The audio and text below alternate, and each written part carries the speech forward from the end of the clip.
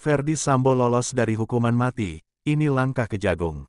Kejaksaan Agung Kejagung belum menerima informasi lengkap dari Mahkamah Agung terkait putusan terhadap Ferdi Sambo, terpidana kasus pembunuhan berencana Brigadir Yosua Huta Barat alias Brigadir J. Dalam putusan kasasinya, telah meringankan hukuman mantan Kadif Propam Polri itu dari pidana mati menjadi hukuman seumur hidup. Menurut Kepala Pusat Penerangan Hukum Kejaksaan Agung Kejagung Ketut Sumedana, pihaknya perlu mempelajari terlebih dahulu sebelum menentukan langkah ke depannya.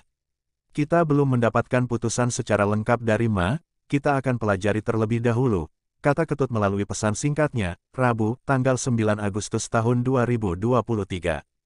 Sebelumnya, memutuskan mengubah hukuman Ferdi Sambo atas kasus pembunuhan berencana terhadap Brigadir J.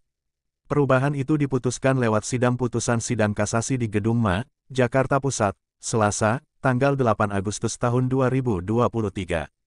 Tolak kasasi PU dan terdakwa dengan perbaikan kualifikasi tindak pidana. Pidana penjara seumur hidup, kata Kepala Biro Hukum dan Mumas Sobandi di Gedung Selasa, tanggal 8 Agustus tahun 2023.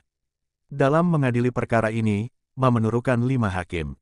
Suhadi terpilih sebagai ketua hakim, dibantu oleh hakim anggota yakni Soeharto, Jupriyadi, Desnayeti, dan Yohanes.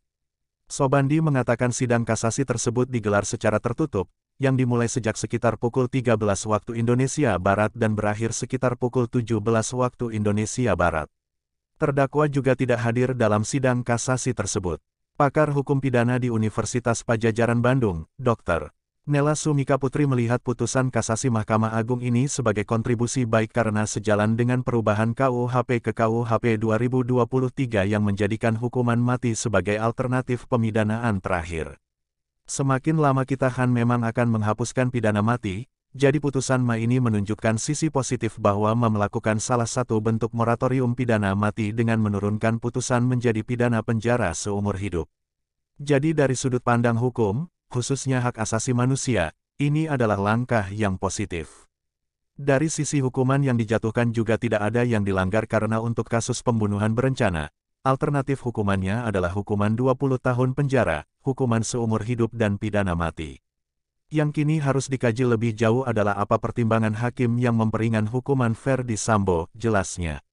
Dukungan juga disampaikan Hendardi, Ketua Dewan Nasional Setara Institute, yang melihat pengurangan hukuman Ferdi Sambo itu sebagai terobosan hukum.